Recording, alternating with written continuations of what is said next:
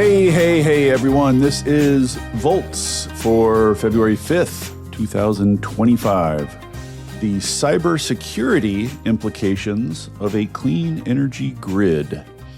I'm your host, David Roberts.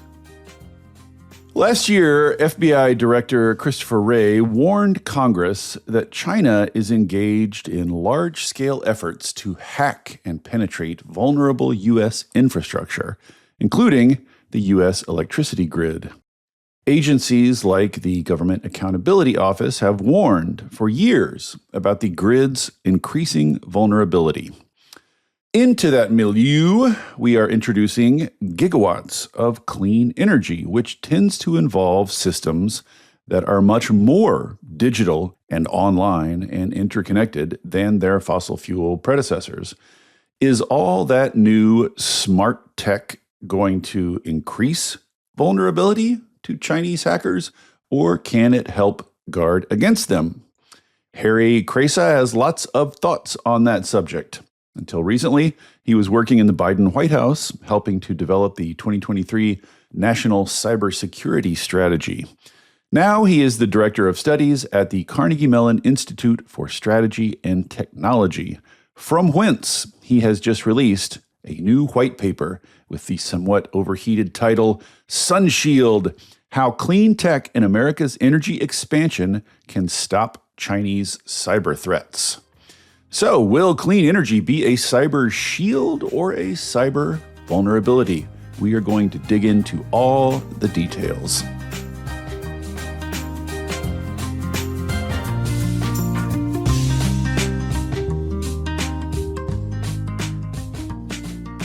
All right, then. So, with no further ado, Harry Krejsa, welcome to Volts. Thank you so much for coming. Thank you for having me. I'm honored to be here. This is a subject of much fascination for me, and I feel like I've undercovered subject that's going to be covered a lot more in coming years. So I'm glad to get here on the front edge of it. But I'll just tell you, just putting my cards on the table up front, I am, in my heart of hearts, a dirty hippie, what they used to call a peacenik, and as such have what I think of as a pretty healthy skepticism toward the U.S. security apparatus and U.S. security agencies. So I will just say that when Christopher Wray comes to Congress, in the context of asking Congress for a bunch more money and says, there are Chinese hackers everywhere. They're behind you right now. They're probably under your desk. Like, this is a looming threat. We need lots more money. My eyebrow goes up. And I kept reading these articles about the Chinese threat. And one thing I thought was notable is that at no point does anyone say the Chinese hacked U.S. infrastructure and then did X, had X effect, caused X damage, X dollars of damage. It's all they're preparing and lurking, and they're out there just waiting. So you see where I'm coming from. As a peacenik, all of this sounds like classic U.S. security apparatus threat inflation to me, somewhat. So I want to just start by, maybe you can just convince me that there's a real and pressing threat here. Certainly. And that skepticism that you mentioned is a healthy one. And it's why I was excited to come talk to you and the Volts audience, who I imagine probably share some of that skepticism. Skepticism that I also shared coming into this space. I'm a Chinese linguist by training. I began my career working in China and Taiwan.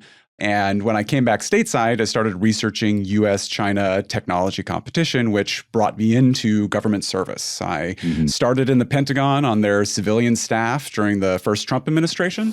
And then after the Biden transition, I took a political appointment into the White House.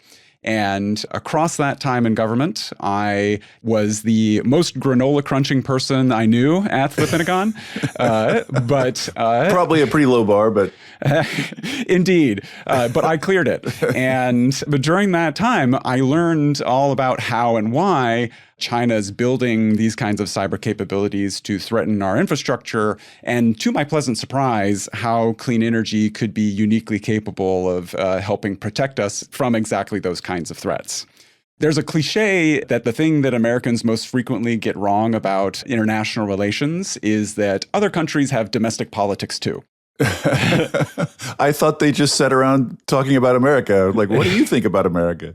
Well, I think that might be the case in lots of places, and that their politics also reflect that part of our politics. But yeah, they have their own internal considerations, as it turns out. And the domestic politics of China, the People's Republic of China, revolves specifically around the Chinese Communist Party's obsession with remaining in power and protecting itself against challenges to its legitimacy. And that includes decades of talking points about how democracy and democratic values are just not appropriate for or compatible with Chinese history and culture. And the problem with that line of argument is, of course, Taiwan. Taiwan is this flourishing, self-governing democracy of 25 million people who have the same Chinese lingual and historical heritage. Kind of embarrassing that it's just sitting right there next door. Precisely, yes. And its continued existence, as you said it is an embarrassment and a source of frustration for the Chinese Communist Party, and one that Xi Jinping has said in speeches he does not intend to pass on to a successor. And so it's been widely reported that he's told his military to be prepared to violently conquer Taiwan by the end of the decade. And those preparations include, a buildup of arms and ammunition, construction of amphibious landing craft to cross the 100-mile Strait of Taiwan and storm its beaches. And we can see these craft from space. But it also includes preparing to kneecap the United States so that we cannot come to Taiwan's rescue. Yeah, I was going to say, the last I heard, and I haven't followed this closely, but the last I heard, Biden was asked very straightforwardly, will you step in if they go after Taiwan? And he said very straightforwardly, yes. So as far as I know, the U.S. government's position, correct me if I'm wrong, is still this will trigger action on our part. We have historically had a strategic ambiguity about that answer. And so that level of explicitness, there's been some debate about what was said and what was meant and all that. Whether Biden was fully in control of all the implications of his speech, you mean? Right. But that is probably why China has not done so yet. And in addition to the political affinity that we share with Taiwan, being a longtime partner and democratic friend, the global semiconductor market is centralized in Taiwan to a tremendous degree. Yeah. And so any kind of violent confrontation over Taiwan would be very likely to damage the famously fragile semiconductor manufacturing base there, and could, as a result, plunge the globe into a worldwide catastrophic depression. And this was, if I'm not mistaken, a large part of the impetus for the CHIPS Act, right? I mean, it's the whole reason we're trying to onshore that industry. Precisely. In partnership with Taiwan, though, that dependency does help give them more confidence in our friendship and willingness to come to their rescue in the event of such a violent takeover. Right. So it's really just all down to Taiwan? Well, there are larger, major power maneuvering considerations going on here, surely. Sure. And I think that Taiwan is more kind of the lens through which the general, two last superpowers standing kind of dynamics are unfolding, right? Yeah. And unfortunately, it's a very sharp lens through which that is coming together. And we know that these kinds of cyber attacks on critical infrastructure are not science fiction because we've seen them unfold elsewhere.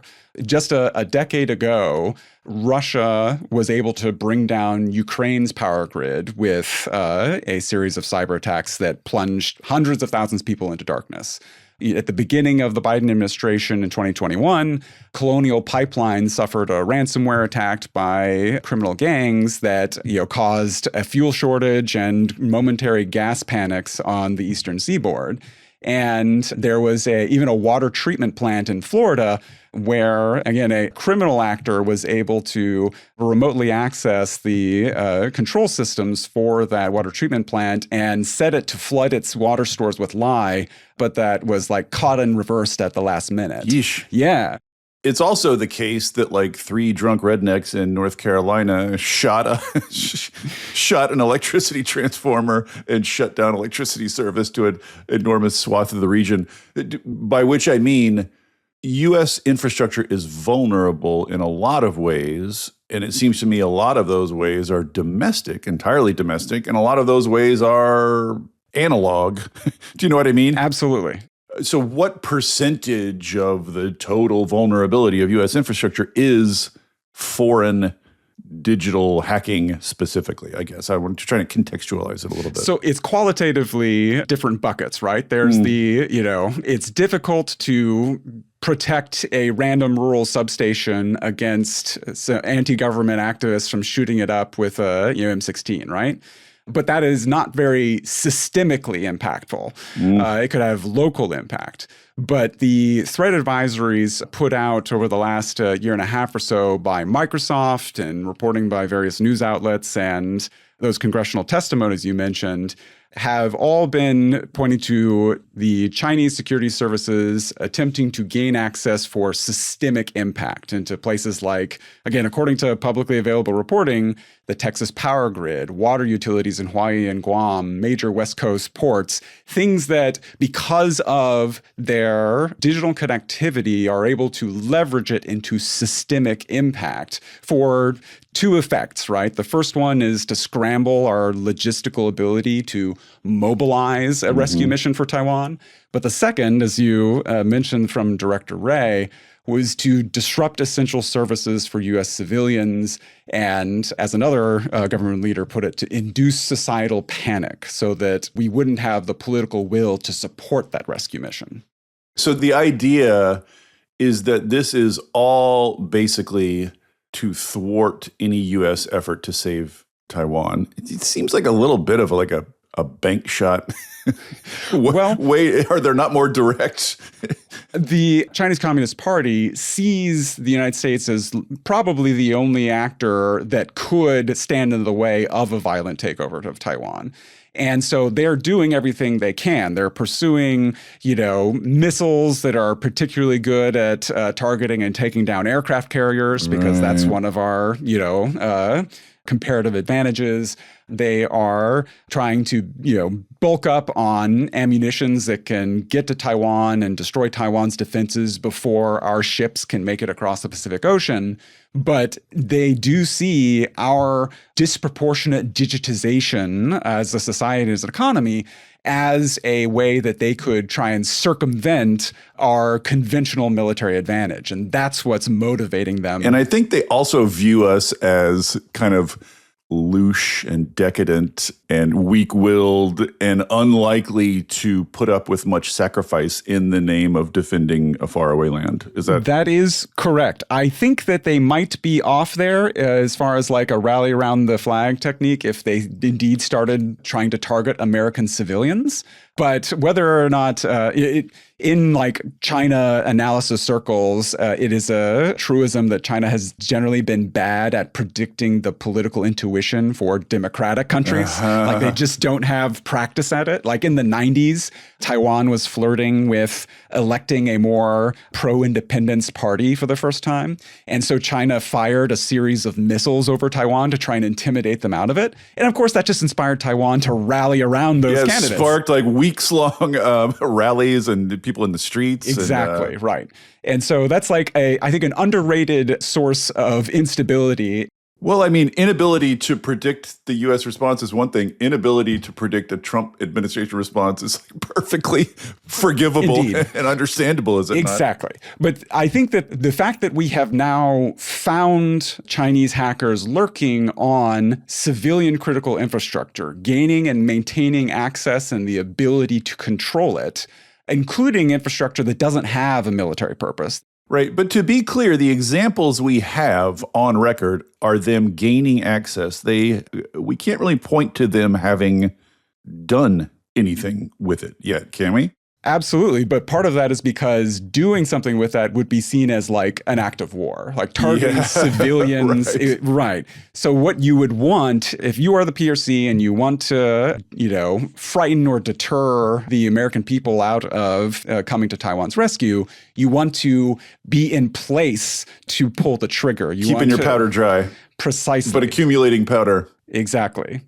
All right. And explain what Volt Typhoon is in the context of this. Sure. Volt Typhoon is a taxonomic moniker, a code name that Microsoft's threat intelligence shop gave to a part of the Chinese military, the People's Liberation Army, or PLA, that has particular expertise, tactics, that they can recognize over time and track to different kinds of targets. And so Volt Typhoon is this corner of the PLA that has been, with particular skill and stealth, embedding itself in various critical infrastructure networks, those power grids, water utilities, ports, etc. And Microsoft unveiled this in, I believe, late 23. So it was a private Microsoft investigation that uncovered all this stuff? It's often there is a fair amount of collaboration in both the unclassified and classified spaces where governments and threat intelligence firms will pass information and say, are you seeing this? Do you have context for that? And indeed, Microsoft was able to track this down in the public domain. And that also allowed the United States to connect a few more dots together and provide that context and declassify intelligence for Congress to do that. Did the Chinese Communist Party ever acknowledge Volt Typhoon or admit, or is it all full denial down the... It is all full denial down the chain. And this has been the case forever, including when we are able to track the forensics of various hacking operations, and they all start at 8 a.m. Shanghai time and conclude at 5 p.m. Shanghai time. They're getting much better at their tradecraft. But even when it has been obvious, they have we will never acknowledge this sort of posture. Of course. And let us not be naive. Surely there are groups of Americans working to penetrate Chinese infrastructure systems. Do you not think? Well, surely I would not be naive, but I don't have anything further to say about that. We should just deny that all down the line, too. Well, I would say that the United States observes international standards and norms around the law of war and humanitarian protection. And targeting civilians in peacetime is not something that we or our allies do.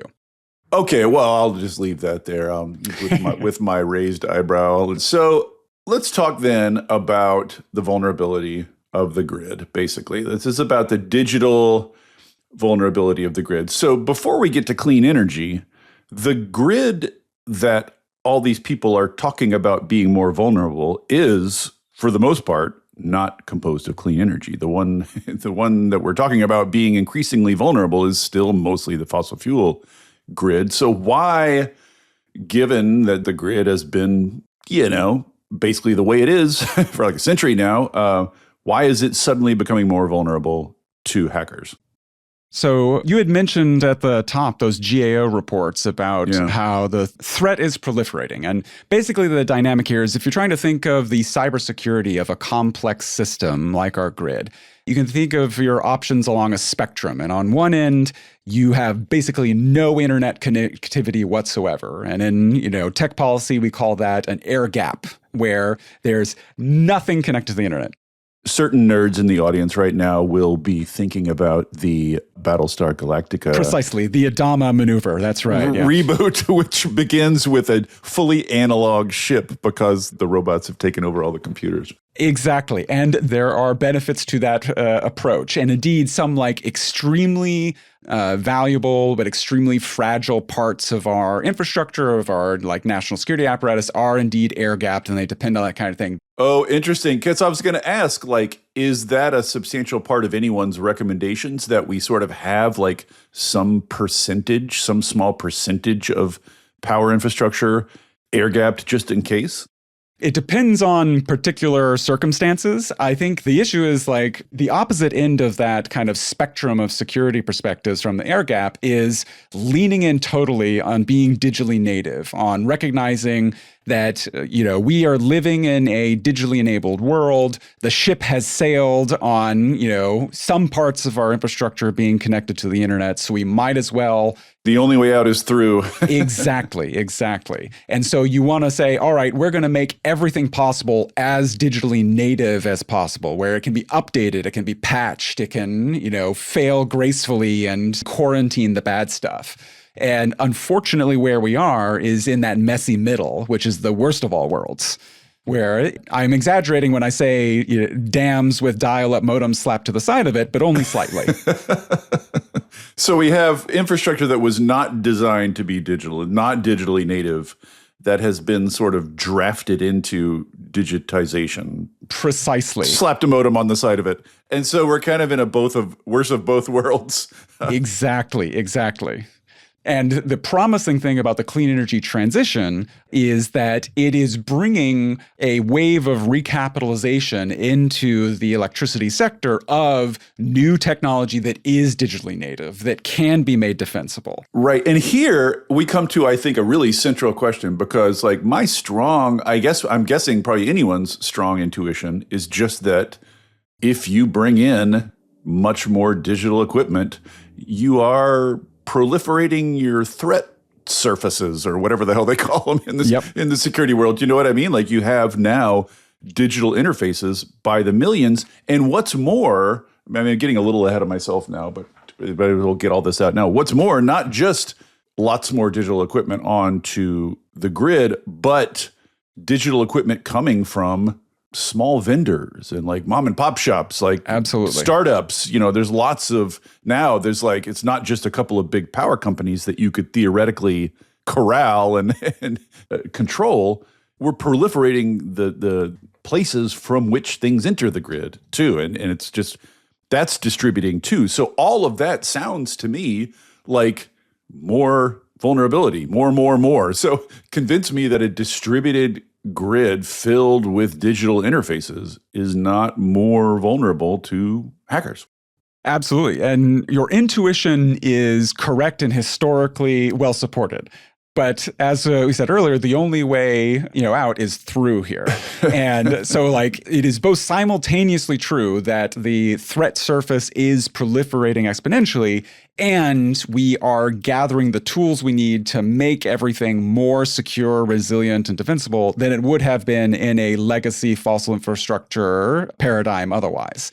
One of the analogies that I like to use is basically the fire code before the 20th century. In the 19th century, you hear all these stories about how Chicago and London and every, developed city every few years would have a citywide fire that would wipe out a tinderbox of all these buildings, right? Because every piece of our built environment was contributing to risk, right? Unregulated materials, unregulated stoves, and people didn't have an intuition for how, flammability worked. And so you were just, everything was a tinderbox, and you would have catastrophic wipeouts every few years.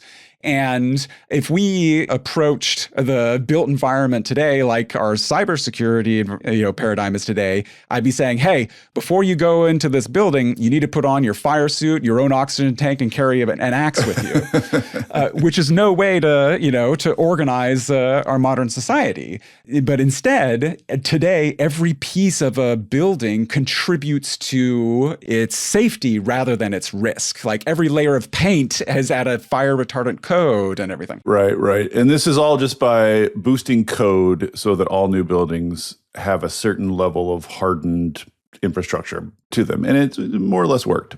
But also with that boosting of code was also an intuition. Oh, there's a paper towels on the stove that I should move that. Right. Or there is, the individual is not in charge of their own fire safety alone by themselves anymore, but there's still an intuition of safety that you can see when things feel off.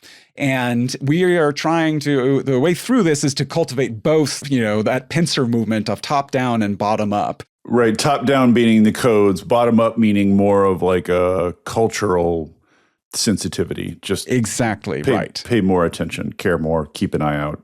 But that's you're trying to cultivate a culture again among like potentially hundreds of thousands of small vendors. So that almost seems like a more challenging than the codes. It's hundreds of thousands of, as you said, peaceniks, folks who have, people coming from the climate and clean energy sort of pipeline. Not security-minded people, maybe. Precisely, right? And it is true in the other direction as well. Like when we were in the White House working on this issue, my, glowering, risk-focused national security folks would, they'd look up from their keyboards and say, wait, you're doing what to my power grid? They'd sniff the air. Is that patchouli somewhere?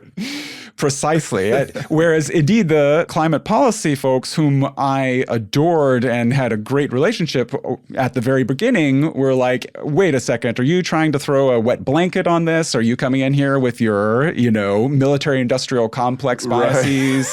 Right. And when in reality, their worlds have way more common cause than I think they necessarily appreciate. Yeah. I should have maybe framed that a little bit better in the intro. Like the thrust of your piece, the whole thrust of this project is to get the glowering security folks in the security blob and the hippies doing clean energy just to talk to each other and start cooperating and collaborating more, because they are like physically now part of the same concern, but culturally, I think you'll know better than anybody, still quite worlds apart.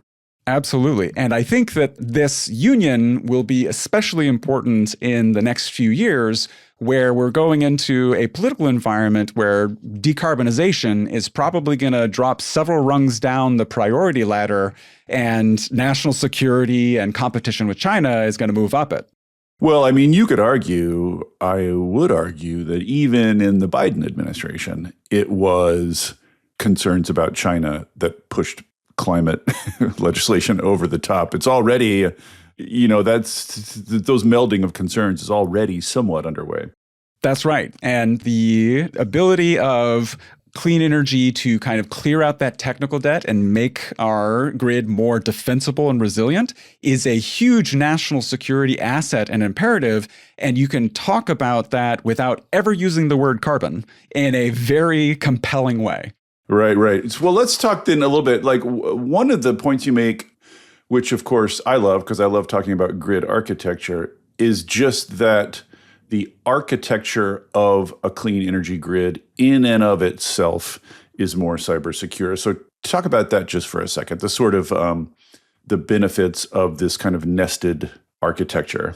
Absolutely. So as your audience will know well, we're moving from this paradigm of, a few centralized nodes of electricity generation, pushing electricity out in one direction to distribution into various neighborhoods, to one that is dramatically more flexible and interconnected, where we have distributed generation, electricity capable of moving up and down the same wires in both directions all the time. And that kind of architecture, if implemented thoughtfully and with security benefits in mind, can be a second, pillar of national security benefit here, because it's able to recover. And as our mutual friend Costa Samaras at the Scott Institute at Carnegie Mellon, former Volts guest, precisely, he refers to this as a self-healing kind of system, where you can have, whether it's a hurricane or a hacker who takes down some portion of the grid, you can have smart inverters and grid forming technologies and batteries say, whoa, I detect something bad happening there, and I can surge, electricity of the right frequency to try and restabilize the grid, or failing that, I can quarantine off that portion that is being disrupted. Yeah, that's the key bit. So like electricity heads will remember, like in the massive blackouts of years past, it's often just like one squirrel, eats through one transformer. Yeah. And the faults just cascade, and there are no natural fire breaks. So they just cascade out of control through an entire region. And the idea here is that your clean energy grid, people will remember this from several previous pods with Octopus Energy, with Lorenzo Christoph, this idea of like, at the neighborhood level, you have a microgrid, right? Where everyone's communicating with one another within the microgrid, but that microgrid just has one single connection to the larger grid. And then that could be inside a city-sized microgrid, which could be inside a regional sized microgrid. There's this nested quality, all of which means there's tons of fire breaks. So you can isolate the fault relatively easy with that kind of architecture in place. Exactly. There was a squirrel in Ohio in 2003 that did almost as much damage to the Eastern Seaboard as Vladimir Putin did to Ukraine in 2015. But that is Squirrels.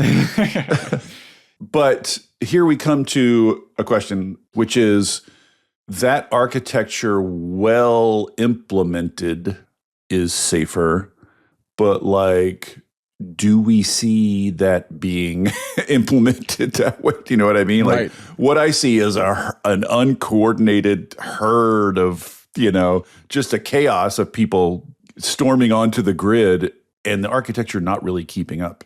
That's right. And I think that the answer is it's hard to know in many cases because we don't have the visibility that we need. And we can get that from uniting the tree huggers and the dragon slayers, both inside government and outside, more effectively.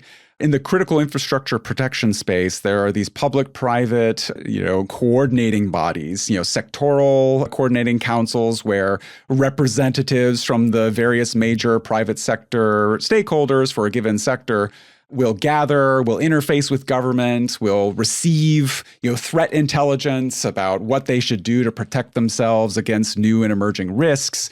And they will translate that and send, recommended actions out to their private sector counterparts. And those sectoral coordinating councils have been slow to modernize and reflect the clean energy space. You mean the ones in electricity specifically? Yes, that's right. Yes. So last year, the Electricity Subsector Coordinating Council, ESCC, which serves this role for the the bulk power sector, admitted American Clean Power, ACP, as the representative for the clean energy space. But that took a long time. It took longer than it should have, and well after clean energy had a systemic level presence on our grid. But that was for two reasons from both directions. One was the kind of creaking institutions that came before that were used to legacy energy actors that had been unchanging for decades, kind of not being prepared to integrate those new entrants. But also from the other direction, the new entrants not knowing how to organize themselves, not necessarily having the intuition for security and knowledge that they should be there. And we have work to do to ensure that the liability of that space, of the diffuse number of actors, can be an asset of dynamism and technological innovation, but it has to work from both ends. Mm-hmm. Well, before we get to governance, which we are going to talk about in a sec, let's just talk for a minute about the tech itself. You have an interesting observation in here about the difference between IT and OT, between information technology and operations technology. Talk a little bit about what that distinction is and what is the significance of that distinction here. Hey there, everybody. Don't worry, I'm not going to tell you about a new mattress or push a credit card on you. This isn't an ad. There are no ads on Volts. It is supported entirely by listeners like you. If you'll indulge me for a second, I'd like to ask for your support.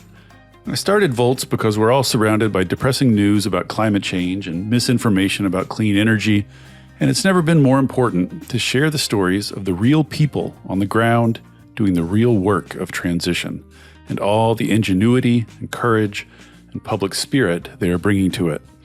People are hungry to hear these stories, to learn from and find inspiration in them. I've heard from people who changed majors or careers after hearing episodes of Volts, people using it in classrooms and community groups, even state legislators who have passed bills inspired by specific episodes. Sharing these stories matters. It makes a difference. If you have found value in it and want to help me continue doing it, I hope you will join the community of paid subscribers at volts.wtf. It's about the cost of a cup of coffee a month. If you don't like subscriptions, you can make a one-time contribution, leave a review on Apple or Spotify, or just tell a friend about Volts. I am grateful for any and all support. If you're already a paid subscriber, thank you. And now, back to the show. You have an interesting observation in here about the difference between IT and OT, between information technology and operations technology. Talk a little bit about what that distinction is and what is the significance of that distinction here. So information technology is, what you often think of when we talk about tech today, right? Like computers, internet networks, those kinds of machines. Whereas operational technology, OT, is often used to describe a category of stuff that changes, things in the real world, pumps and switches and substations. So the former is sending information hither and thither. The latter is moving physical objects in the physical world. Exactly, yeah. The atoms and bits distinction, right? Yes. And for most of the existence of IT, it has been generally separate from OT. There's been relatively rare intersections of the two. And we're moving into the world where they are colliding. And even before the clean energy transition began, we were slapping those dial-up modems on the sides of dams. And there's a business case that's irresistible for that kind of work to bring together IT and OT. Like you have any, infrastructure operator is going to have, distant and remote substations or assets that are difficult or time consuming or dangerous to send someone to. And so if you're wanting to just every so often, adjust some gauges and flip some switches, and you don't want to send someone out there every single time, then it is irresistible to slap a dial-up modem to the side of that dam and have the ability to do that. But a lot of those, dials and switches and operational technologies were never designed with that kind of connection to the outside world in mind. Like the designers of those technologies, they assumed if you wanted to flip that switch, you were going to walk into that building. The guard would say, hey, David, how's the security? Kids? Exactly. And that is the paradigm that it was built for.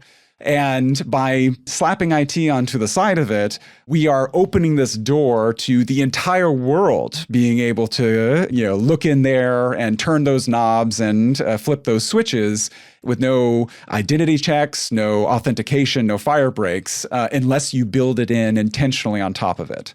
And that is just not the case in most of these places. A lot of utility operators have extremely narrow margins. Many of them do not have the kind of technical sophistication to know that this is a problem. And unless you take action to, swap out those OT so that they have a layer of sophistication on top of it to be like, hey, is this who I expect to be coming in here and turning the knobs and flipping the switches? But why can't you build that sophistication into the modem that you slap onto the side of it? Like, why do you have to rebuild the thing from the ground up? Well, you can, but that's a single point of failure. In IT right now, the big kind of trend is towards what's called zero trust architecture, where you have to be authenticated every time you go to a new folder, a new place.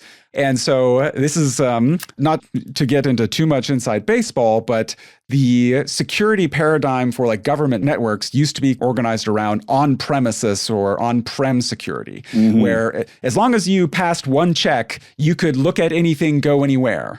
And now we're moving toward like you are continuously authenticated. It is more like if you're working on collaborative Google Docs, right, you have to be signed into Google and the browser needs to know that that's you before you can open that link from someone else who only meant to share it with you and not everyone else who has the URL. Right. And so similarly, like you want that kind of digitally native layers of security, which to a human user would hopefully look like nothing. It would be the easiest thing in the world if you're doing it right, but is a sophisticated amount of engineering on the back end. And in most cases, your old OT is not capable of that. And you could, build everything you want to into that modem you slapped onto the side of it. But that if it is a single point of failure, that's an intolerable amount of risk. And the rule of thumb we have for these state-based hackers is they have so many resources and so much patience to throw at this that they will eventually get in. Like the key is how many layers of defense and how like resilient you are to recover. And so one of the points you make is that the OT involved in clean energy is sort of better suited to this sort of security. Correct. Say a little word about that. Sure. So there's kind of two dynamics there. One is a lot of clean energy was just designed from the ground up in the internet era, and so started with that as an assumed possibility. But the other part of it was that you need your clean energy technologies to be capable of much more sophisticated activity. And so, of course, you're going to design it with software-defined abilities to interact with each other, right? Right. Yeah. Like everything is going to be talking to everything else and talking to the grid. That's sort of like the tidal movement in clean energy. This is a big part of why clean energy proponents think clean energy is going to be able to do what dirty energy used to do, is that it's not going to have to replicate the brute force. It's going to, through digitization, be a lot smarter and then, more efficient. Exactly. Your variable source generation, like solar and wind power, needs to be constantly considering, like, where do I send this power? Am I storing it? Am I transmitting it across space or time? And your future energy parks that you discussed in an episode recently of like on-prem generation and consumption is now introducing new multivariate interactions with the grid. Like all the things you want your clean energies technologies to be able to do require software-defined interactions with the real world, like from the start, on the tin. Right. So what you'd like here, what we would like to happen is for these digital technologies to be built with top-level security built in, such that every piece you add to the grid improves rather than making the grid more vulnerable, it improves grid security. Exactly. This is what we want in our future. But then we come to the sort of $1 million question here, which is governance, which is what standards and who is it that's making people do this? Because as you say in your section on governance, the first part of the section on governance is the governance of the U.S. electricity system is an absolute jalopy, Rube Goldberg nightmare of overlapping jurisdictions. So it's not even clear if you had a sort of U.S. God Emperor with great standards in his back pocket, how he would proliferate them to all the necessary actors here. So how do you get around that? Well, federalism is a drag. Although we should just say here, in the coming 4 years, we might feel much more fondly towards federalism than we do right now. You're absolutely correct. And, I was just thinking about how great Greg Abbott is with all that clean energy in Texas. I know. Go, Greg. Yep. The way I think that you start, what's that line about how do you possibly start eating an elephant one spoon at a time? Same cases here, where we need to approach this from a prioritization framework. Like, what can we get our arms around with most easily? What's the most systemically important? What tools do we have? Right. And so, the last things that I did in government in this kind of collab between the glowering natsec folks and the utopian climate folks was identifying a list of linchpin technologies, right? Like recognizing this is a huge undertaking. What are the technologies that are the most critical to the near-term success of the transition and have the most sort of digital exposure that we should be ranking above the others, and thinking about their systemic importance relative to one another?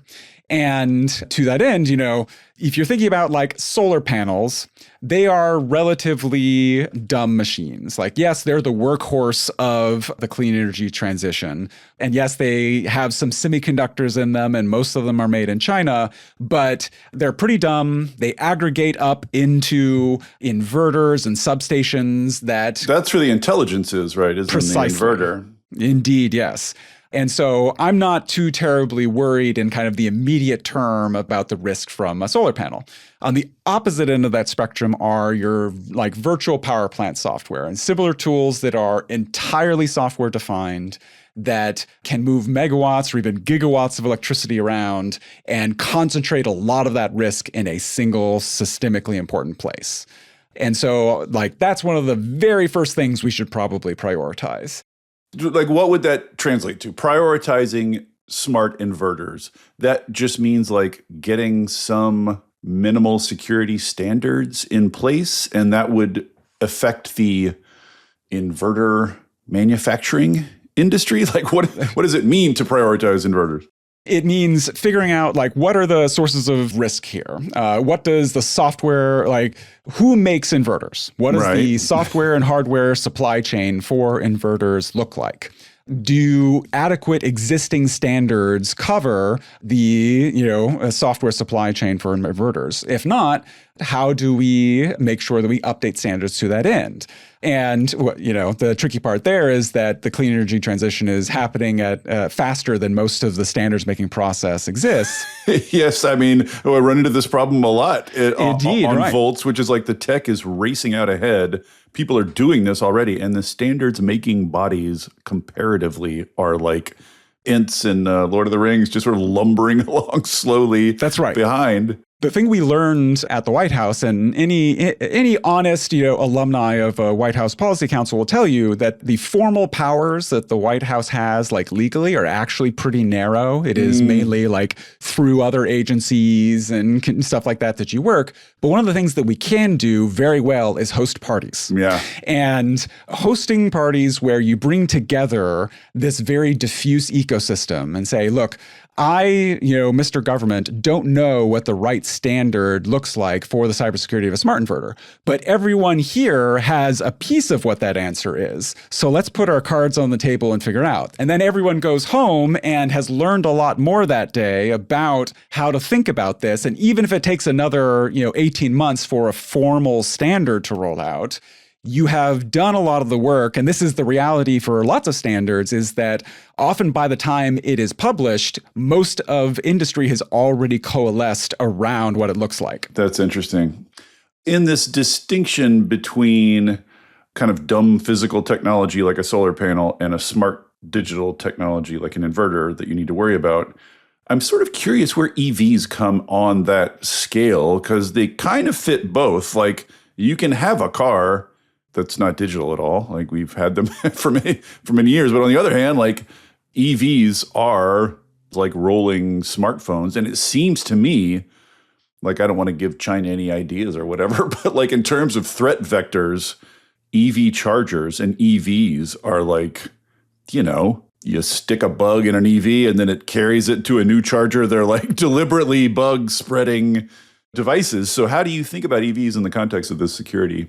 So the good news and bad news. And the bad news is your intuition is exactly correct. But the good news is that the technologies that make that so in an EV are also found in lots of other parts of our electricity ecosystem. And so if we are able to make progress on vendor trustworthiness for battery development, or the standards for safe bidirectional electricity flow as controlled by software, then we're making progress in all of those directions.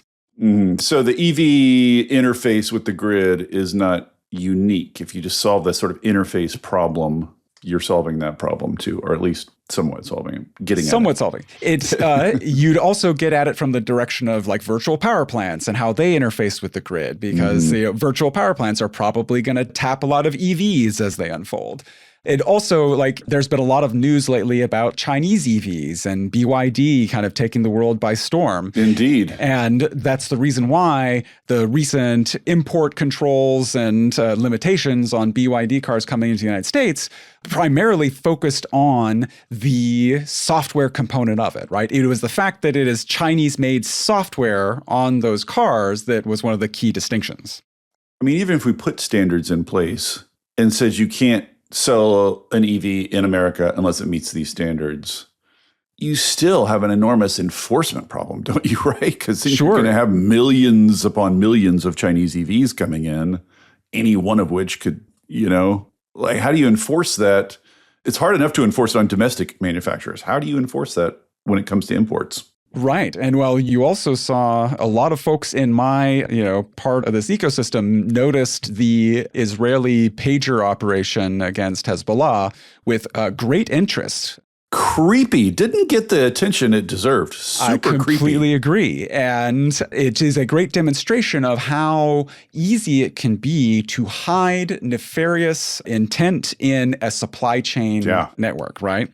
And so how do you get confidence in the provenance of these kinds of technologies and imports? These are some pretty long supply chains, too. Absolutely. There's a lot of nodes in that supply chain to worry about. Absolutely. And there's different ways that you could approach this. One is the way Apple does it, where, yes, your iPhone is probably almost entirely made in China. We trust it with like every most intimate part of our lives. Yeah. But we have trust there because Apple is deeply vertically integrated. They have great understanding of the hardware bill of materials, and they have total control over every byte of software that is on that phone. I mean, they in terms of like knowledge and control over supply chains, Apple is sort of like an N of one, is it not? Exactly. I mean, That's right. Like you can't expect other companies to. Precisely. And so the way that you can get at it if you are merely one actor of many in this marketplace is things like there are the various national labs have done teardowns of EV charging equipment and EVs themselves to kind of look for that kind of stuff. But that's difficult to scale, particularly if you want to do that before you order, 100,000 widgets. And in fact, this is actually something I'm optimistic we can make some progress on in the short term, is that a lot of standard contracting language in both the public and private sectors for these kinds of imports have what are called anti-reverse engineering provisions, where like you are not allowed to get a widget and tear it down and inspect it before ordering it. Precisely, right. And so a lot of my former colleagues in government are working to put together a new model acquisition and contracting language for government purchases where we can tear down the widget before we order 5 million pieces of it and do those kinds of inspections, because it is the kind of close physical access to advanced technology where you can prod and poke and plug in and see, how it reacts to different kinds of environments where you can get that kind of confidence. And so this is one of those things where tweaking some contracting language could make a big difference.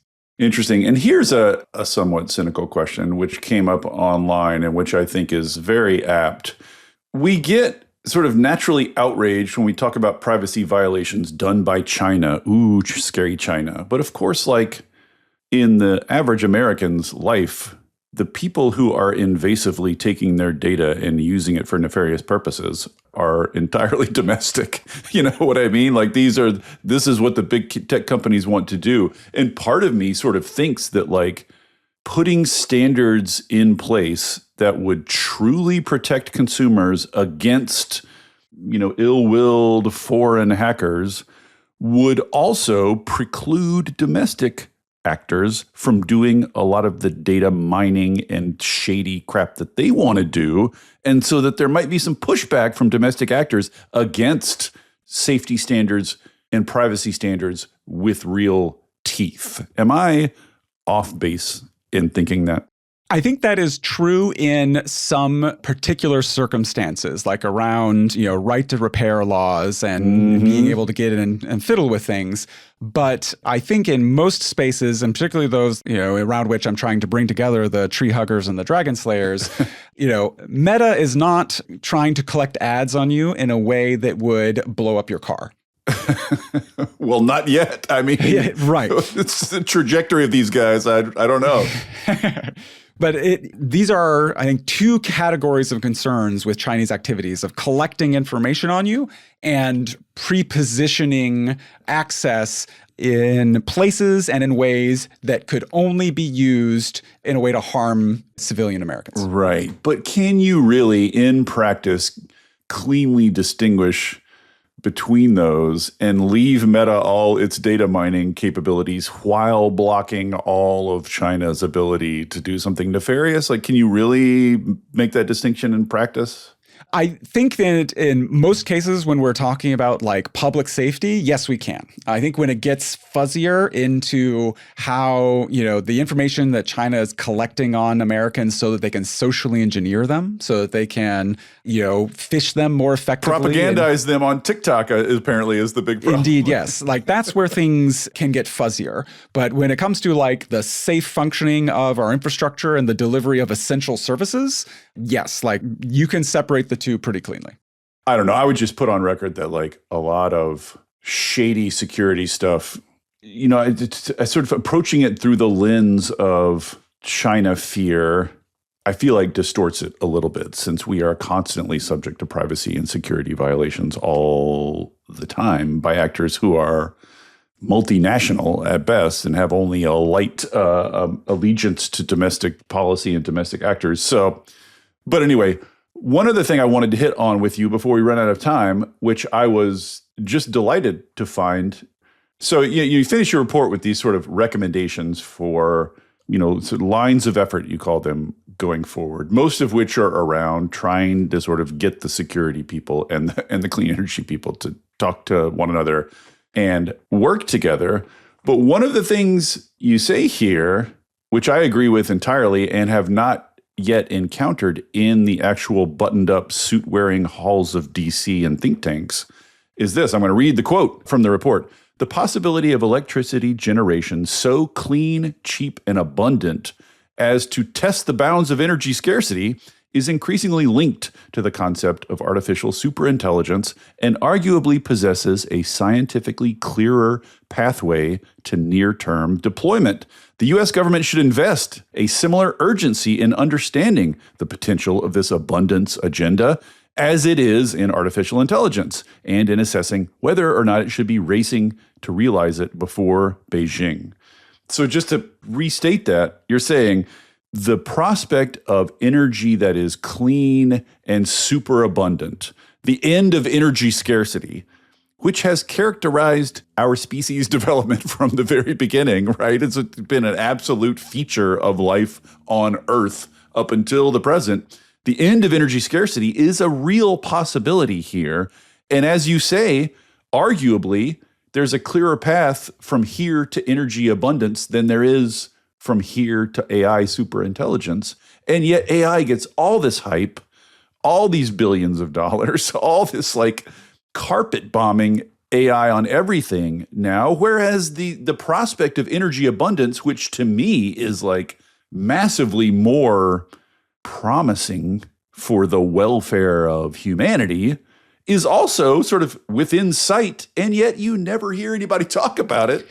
There's no formal government recognition of it. When we talk about competing with China, we never talk about it in that vein. So A, thank you for just like bringing this possibility into this world, but like B, like talk about that a little bit more. How do you see that fitting into this larger security framework? Yeah, absolutely. And indeed, I feel like I'm taking crazy pills. Like this is a clear... Me too, man. It is a clear potential that is absolutely like a little speculative, but not that speculative, right? Less speculative every day. Absolutely. And I think that part of the issue is among my colleagues, that prospect of the potential end of energy scarcity and resource abundance is talked about today in a way that I recall people talking about AI in policy spaces like 5 years ago, where it was like, this it seems like it could be a big deal. I don't want to sound like a crackpot. I know. But like the tech is really, like tech is rendering crackpots of all of us, right? Indeed, right. So I indeed wanted to intentionally make sure this was included there because, as you described my title being a little overheated at the top, I am like intentionally doing that to try and make sure that some of these arguments kind of extend out of our circles of, climate and clean energy tracking wonks, right? That these are ideas and arguments that are useful in different circles in different ways. And the abundance piece of it is, I think, under-discussed in our climate and clean energy circles, but way under-discussed, outside of that. I mean, I can't imagine anything that would have a more profound effect on national security. Absolutely. Than energy abundance and global geopolitics. It's like everything these security people think about all day is just going to be profoundly affected by energy abundance if it happens. And yet, as you say, I never see it come up. Is it just fear of looking like a crackpot? Like, is that still just like what's holding people back? I think that's part of it. I also think that, Brian Thompson or Ezra Klein might have tweeted something like this, so I don't want to steal their valor here, but I think there was a line about how we have had a sort of scarcity mindset in our economic policy debate for a while now. Yeah. That, our arguments around energy usage being focused on efficiency because of pollution concerns, our arguments, the troubles that we've had with wealth distribution and the unequal gains of internationalism and trade and automation over the last couple of decades have, I think, given Americans an intuition of scarcity, of like a zero-sum world. Yes, and I'll just say, because you probably won't, but I will, like every bit of conservative or reactionary politics, anywhere you find it, if you pull the string, you find scarcity at the root of it. Like scarcity and fear of not getting enough, right? The sort of zero-sum mindset. There's only a set amount. There's more of us than there is of it. All of life is a competition for that resource. Like that is the root of conservative politics, which is why I've always wanted the Democrats to adopt the slogan, "We can have nice things." Yes. And I think the good news there is I feel like we're starting to, the aircraft carrier of public discourse, I think is starting to move in that direction. And it would have indeed profound impacts on climate, on human flourishing, but also if you need a hawkish argument, to push forward this agenda, it also would have profound import for our national security.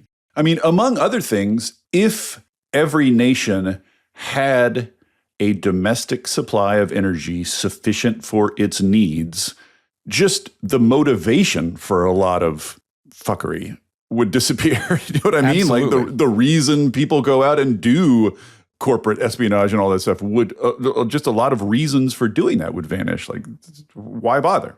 Absolutely. And it's part of why I am actually optimistic about the sprint to artificial intelligence having positive spillover effects there, because I think that it will bring with it a lot of demand for more energy infrastructure, right? Yes. Like, Ben Thompson of Stratechery likes to make the analogy to the 90s era build out of fiber optic cables around the country, where, there was a big overconstruction of fiber optics that ended up not making a ton of economic sense when the fervor over Web 1.0 kind of died down. But if we're in a situation where, the initial kind of sprint towards AI in this near term ends up resulting in a ton of, energy parks, of giant solar and storage or SMRs. It's forcing the issue on all sorts of things that clean energy people have been after for a long time. Absolutely. And I think with the cloak of national security import atop of it, it will be a great, supporting argument, especially over these next few years. And I think in our entire conversation here today, with all this enthusiasm around clean energy's potential, I would point out we've probably used the word carbon fewer times than maybe any other guest on Volts. Right. So the idea here is sort of the overarching idea you're getting at with this paper and your whole sort of like this whole push is just clean energy and security people have common interests and need to work together.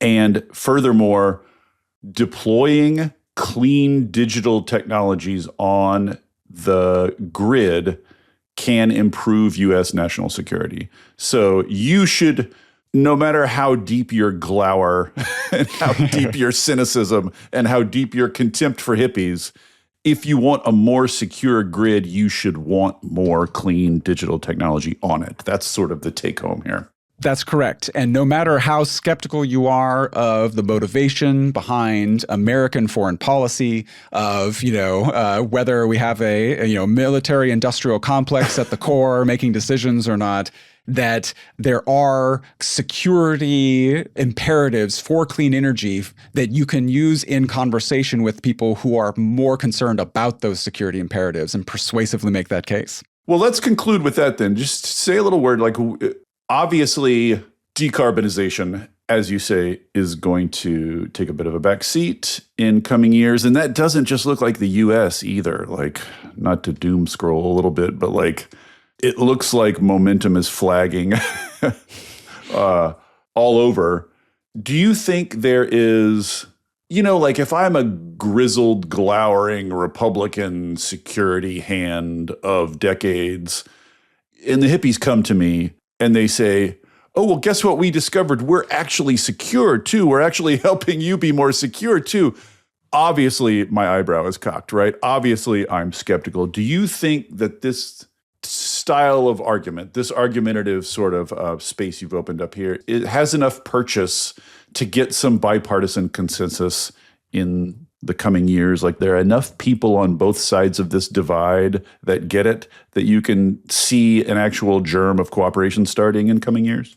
I think that it would be an important part of the equation, a part of the recipe that helps make it so. Very unfortunately, energy has become, another battlefield of culture wars, right? And clean tech has been coded as liberal, and people negatively polarize against it. And anything we can do to attenuate that reality, I think is going to be very important and helpful. And the incoming Secretary of Energy, Mr. Wright, he was an investor in advanced geothermal. There are ways to come at this in a different direction to talk about some different ways. Yeah, it does seem like he's reachable with reason. I don't know if you've had any direct dealings with him, but it seems like he is the kind of person who might bite on this argument. Indeed. And I think that Doug Burgum could be too, with Mr. Burgum, postured to chair this new policy council in the White House. He had similar kind of investment energy background. Dominance. Precisely. And the intersection here that I am also cautiously optimistic about is the role of big tech, of hyperscalers. Yeah, that's really the X factor in a lot of things going on right now. Indeed, yes. And, the big tech occupies this rare point in our economy of folks who understand energy economics, understand technical risk and how much, Xi Jinping is trying to hack into their systems all day, every day, and are filled with a workforce who wants to be able to say that their work is powering clean energy and making the world a better place. And crucially, have giant sacks of money. Correct. They're too big to code liberal. They're too big to, I gotta come up with some sort of slogan there, but They have too much money to dismiss as hippies, right? Exactly. And the coding of liberal is attenuating pretty quickly, right? And for good reason. Yes. Sam Altman, announcing the next big build out at the White House, right? With Donald Trump next to him. Oh my God. Sam Altman sort of trailing along after all the other tech guys being like, wait up, guys. I like Trump too. Guys, wait up. It's just the most... all right, I won't go off on this. It's just the most pathetic thing in the entire universe. But yeah, all the big CEOs, were at the inauguration. They're trying very hard to be nonpartisan and to code as less democratic, right? And so that is a valuable factor there, where if it looks like the Trump administration is embracing the sprint to artificial intelligence, it looks like they're embracing energy economics, energy dominance or whatever we want to call it. There's to make a Dune reference here, a golden path that unites these things that could push all of this forward. Right. Clean energy is our digital firewall against China, basically. This is the sales pitch. Well, Harry Krejsa, it's been a delight and a pleasure. This is really interesting. This is something I think we'll have returned to in coming years, but I think it is a very helpful intervention to arm the dirty hippies in Volt's listenership with this argument that clean energy is security, is cybersecurity, is conducive to cybersecurity, I think is a good intervention and very well timed. So thank you for coming on. Thank you for having me as the most granola crunching listener in the Pentagon of your podcast. It was an honor to be here. Thank you for listening to Volts. It takes a village to make this podcast work. Shout out especially to my super producer, Kyle McDonald, who makes me and my guests sound smart every week. And it is all supported entirely by listeners like you. So if you value conversations like this, please consider joining our community of paid subscribers at volts.wtf, or leaving a nice review, or telling a friend about Volts, or all three. Thanks so much, and I'll see you next time.